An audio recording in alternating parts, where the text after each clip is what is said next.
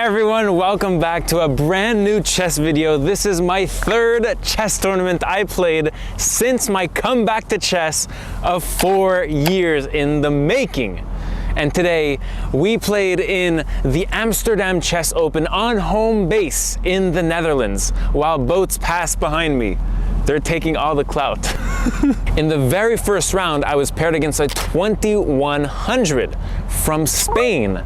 Some similar patterns from my first tournament, in which I played a 2100 from Spain in round 8. And in this time, I had the black pieces too. So he goes d4, as did my Spanish opponent in Portugal, which is crazy. So d4, I go with d5, and now bishop f4. And immediately I tell myself this guy is going for a London system. So I play my London prep. I go bishop f5. No, I go knight f6. Not too committal, in case he doesn't go for a London, and then I can just play like a triangle system and transpose into that. But no, after e3, it really tells me this guy's going full London, or at least Jobava London. I go for bishop f5, and I'm like expecting my opponent to go knight c3, or maybe just like knight f3, but then he plays c4. And this is a different move order I'm not used to, because now I've developed my bishop, which is not part of what I play, which is the triangle system that keeps my bishop on c8, and instead goes with e6 and c6 and very solid play. So this is not a London system. Well, it's an accelerated London system, I guess. Now I go with e6, a very natural move for the pawn structure, opening up the avenue to the bishop for development. Very good stuff. My opponent goes with knight c3, and now I aim to trade bishops with bishop d6. I don't like this bishop cutting into my position, and where else am I developing this guy? I don't love bishop b4 with trading, so I just go with bishop d6. It's a pretty good move. My opponent goes with c5 here, which is actually inaccurate. They're kind of forcing me to trade their bishop, which I want to do, because here this leaves a double pawns and a weak pawn on d4, which I aim to target. My plan is already set out for me in this game. I'm targeting these pawns. Now I go with castles. I could go with the assault b6, but I decide to delay it because there's some things on my king if I go directly for b6. But yes, this is a weakness in the white position. I aim to target it. So I go with castles, and quickly after bishop e2, now I go with knight e4. Knight e4 has a very interesting idea. It plays against the b4 things to support c5 because white would hang their knight. And if you trade, I make the white pieces very uncomfortable by taking back with the pawn. And I did this pawn takes against my Spanish opponent in Portugal in round 8 of the Maya Chess Open. This, in this case, takes out all the squares for this knight to develop to. The bishop is making the knight on g1 shy, and the knight going to h3 is also very ugly because I can, just swap the pieces off and ruin their pawn structure, giving them 2 pairs of isolated double pawns. This would have been really strong. Instead, my opponent goes with rook c1, supplying some ammunition to defend the knight and, go with b4 things. So I go with b6. Again, the assault on c5 is doubled now, and it's just hard for white to have many options here. It's hard for them to have options. If they take, I go with a takes, and suddenly my rook is in the attack targeting a2, and I have plans of c5 things going into that center. So I really like this for black. And so it's not obvious. They go b4, supporting the pawn, like a good move, you could say. And now I go with a5. Again, putting on that pressure on that pawn structure. I'm basically calling the bluff here.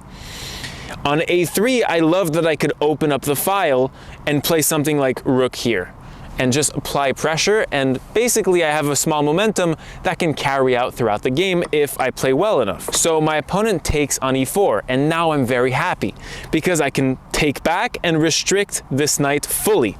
White has castling problems. I castled a long time ago. I'm chill with the castling. Now it's my opponent with the castling restrictions. And now look at the time difference. My opponent has 44 minutes to my 111. That's right. I spent 19 minutes on my moves so far, and my opponent spent almost twice as much, so more than twice as much. So now b5 is played. b5 is a very tricky move. It's a type of little subtlety you have to catch in the game. White is threatening c6, and now not only their knight is trapped, but my knight and my rook is trapped as well. You know, I have to move my knight now, and I play knight d7. Why? Because c6 is threatened, and this is the only way I get my knight and my rook out ust before the pawns come in. And now my opponent, after a super long think again, goes g4. 21 minutes on the clock left. Move 13. I've never seen such bad time management. Worse than me, brev. That's hard to say. So now I go with bishop g6, that's forced, and now h4 is played. Threatening h5 to trap my bishop. Now I have two realistic options here. h5, which I looked at for a long time, and h6. h5 I decided not to play because although it is the best move here in this position, I didn't know the engine lines at the time, but here it's really nice. The two pawns are doubled and white's attack is skewed, but I was just scared of h6 things giving back the pawn and opening up the g file on my king, which was disrupting. But here the engine is like, yo, just take that pawn and you're safe, you're chill. I still don't believe it, but anyways, it's -1 for black. It's kind of good, right? Instead, I opt for the normal and calm h6, restraining myself and just keeping my bishop nice. Now, on h5, I had prepared bishop back, but he goes with c6 first, knight f6, and then h5, bishop back. And look at the white position. We are at move 15, and I am almost sure that 9 of those moves have been pawn moves so far. Brethren has forgotten to develop pieces. Okay, so bishop c4 is here because look, my knight going to f6 from b8, it was always the plan. It's the idea to go on d5. My plan here as the black pieces is to target d4, which is a backwards pawn here, and to target f4, which is a doubled pawn and quite a weak one as well. So with knight d5, I would target f4, and with doubling on the d file, I would target this weak d pawn. This pawn is weak because it can't be defended by other pawns that are behind it. That's why it's called a backwards pawn. Bishop c4 takes up the d5 square, and now I did some good restraining. I had a really good restraint here. I didn't play knight d5, which looks like the aha move, the good move here. Instead, I play queen d6, riling up my troops to attack this d4 pawn by doubling forces on this d file and attack it. And while doing so, I'm targeting f4. Now my opponent goes g5, and the beauty of this, I saw g5, you have to look at your opponent's moves before they happen. I had knight d5 here, which I play, not even touching this g pawn with my pawn. If I take, I'm taking out this weakness in white's position for free. I ain't doing things for free, so I go knight d5, and now when you take, you have double isolated pawns on f4 and f2. So now white has 3 weaknesses. And a fourth one is the lack of development and the king in the center. I was thinking of king h8 a lot, and king h8 is the better move here, just patience. When you have so much more of a better position and your opponent has little to no counterplay and is just defending passively on f4 and on d4, the best thing you can do is just hold back, patiently grow your position, and slowly outplay your opponent because your opponent has less good pieces than you. I'm saying this advice, but hypocritically, I play way too fast here with 45 minutes to my opponent's 10 minutes. Like, this needs to be said, I have 4 times more time than my opponent, 4.5. I go with a really early knight takes f4. I was calculating only knight takes and queen takes, and then like black is much better, bro. But there is this annoying queen d2. This was the idea of the white pieces that they established in like 10 minutes. Pardon me, it started raining, so I got back inside. Okay, so as I was saying here, I was really scared to take here on e2 because I saw queen takes h6 and the defensive move queen f4, kind of forcing a queen trade with this elegant move, gives rook g1 check. And you can't take the rook because the queen is hanging. Bishop g6 is what I missed, but this still translates to a draw after takes, bishop takes, and I didn't see this in the game, but this is a draw, says the engine. I'm trusting the engine here. And this I guess, is a perpetual job. I did not like that. And for some reason though, I was extremely rushed and I play e5. e5 is the best move though. It's the best move. On takes, I imagined before playing e5 that I can take here, and after king takes, I have rook check. And if the king goes up, I have knight g2 checkmate. Pretty picturesque. And if the king goes to d1, I had knight check here. This is a fork. And if you take my knight with your bishop, it's a forced win because of takes, attacking the knight and threatening d2 with a nice fork. And there's two other options, king c3 or king c2. King c2, I wrote it off. I was like, it's in the path of this bishop. I'm gonna be winning as the black pieces. It's over, right? But then king c3 was played in the game. On king c3, I was like, okay, I like my position because I have knight d3. If you take, I have rook takes, and it's looking really, really nice. If king here, we have rook check, and okay, let's just play it out. King b2, we have rook check, it's a fork.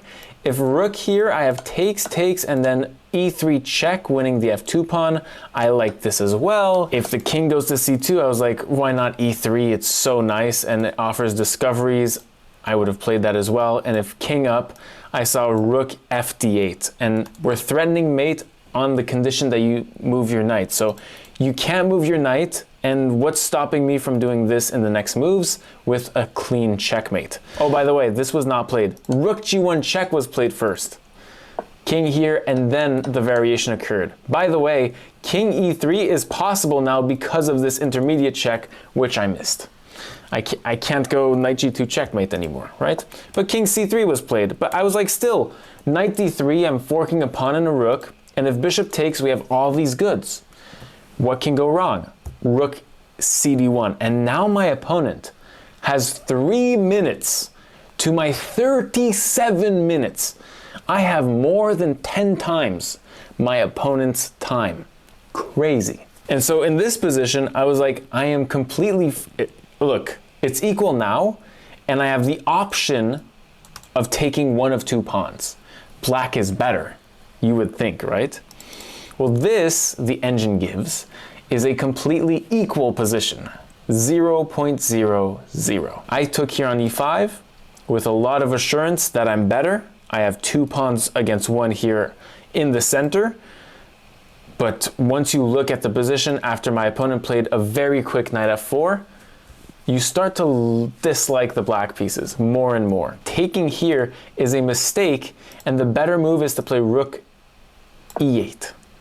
Sacking a pawn just to take this pawn with the rook. It's like crazy.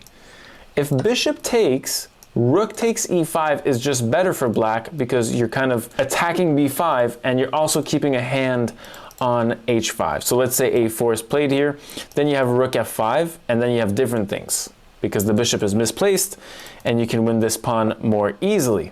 Reckon you can't take this pawn because of the pin. So rook here, and then engine suggests e6 for white, sacking a pawn instead of just giving it to the black pieces.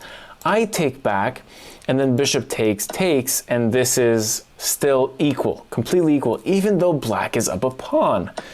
It's really, really odd.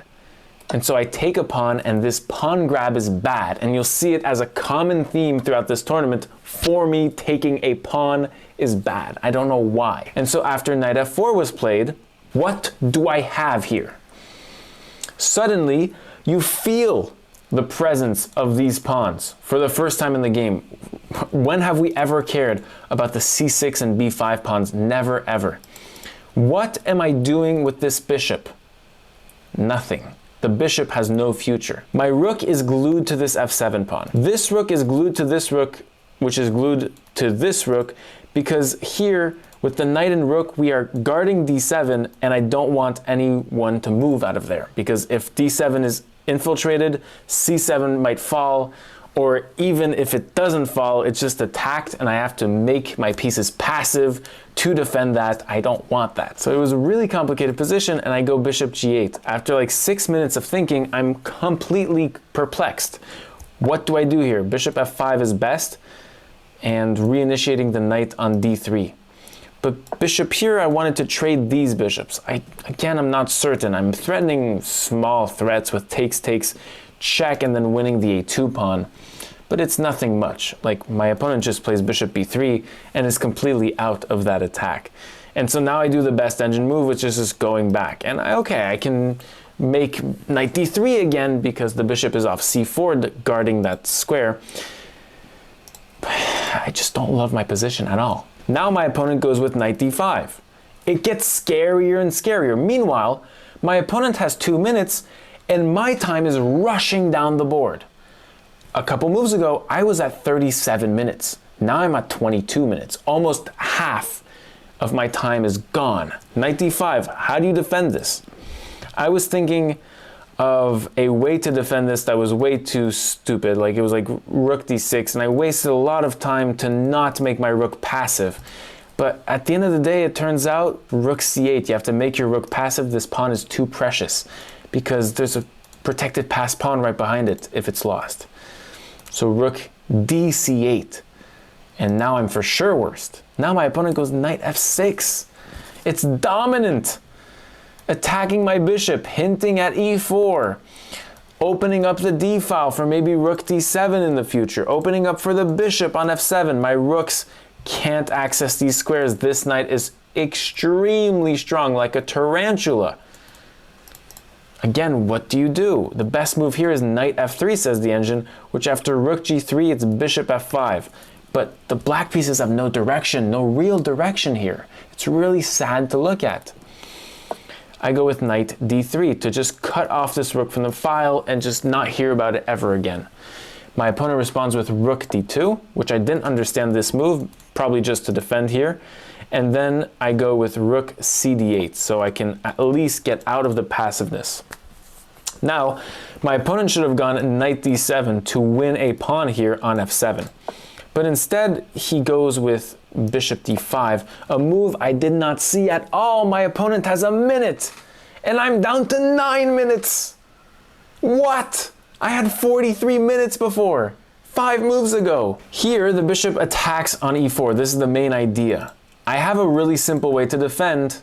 This leads to a draw. I just felt like it was too passive. I was just going back. You know, my knight just arrived on d3. It's such a nice piece. Again, like, I play a bad move like rook d6. And I completely forget that this knight, now attacking my bishop for the past moves, is now attacking the defender of my e4 pawn.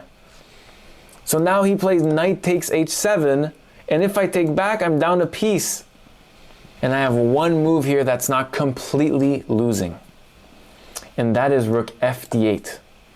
I do not play that. Rook fd8 has a really special resource. You are basically admitting that you're down a piece, and if white takes here, they are in trouble because of a magnificent tactic, knight c5.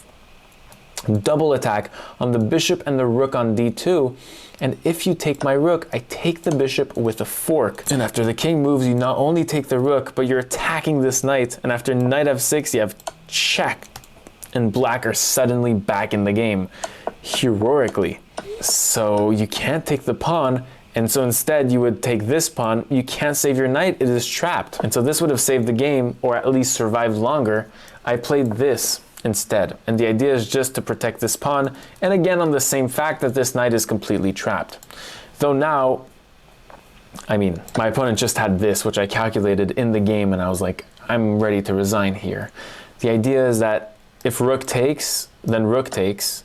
White is still up a piece theoretically, even though, okay, it's not even trapped here. But if you move the rook, the knight gets out, right? So takes, and then king takes, but then attacks the rook, and I don't have time to take back the knight. White is up a full piece, etc., etc. My opponent has 1 minute on the clock, so these are the type of things that he misses. Bishop takes f7 is played, and again I have one move that is way better than the others, and it's rook e7. Rook e7 that kind of attacks both pieces here in a skewer, though, yeah, if bishop c4, rook takes its mate, which is kind of silly, and if king takes, rook g4. And this looks like it survives for the black pieces, so I would actually take this. But after takes, I played rook e5, which is completely losing because of one move that is so wicked. He found this again in 30 seconds. Rook e5, it's really a nature of counterattack. I want to mate this king. And I was calculating rook c5 things with rook takes b5. It looked pretty juicy. This is if my opponent defends the knight, right? If you defend the knight and you get out of this diagonal, this is where the rook e5 comes in. I have check, king here, a4 check, king takes, check, this, check, no, check, this, and mate.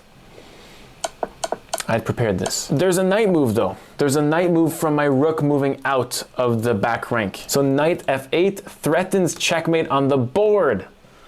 Oh, it hurts. So now I do check and now bishop c4 and I have nothing. So I play rook takes, king takes, and I find a pretty cute resource here.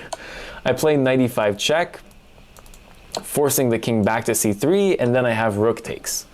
The thing is, if you take, it is completely fine to go into this endgame and trap. If king takes, knight f3 check with another fork, it's the beauty of that tactic. King e3, knight takes, and my knight is so far, and so is my king, from this really sensitive part of the board, that just knight here is completely losing for me. But my opponent doesn't go for this. He goes for a knight g6 check, with my rook still on d2. And here I don't want to take this knight because king takes d2, so I go for king h7. Still with the same fork in the same losing endgame if you take my rook here.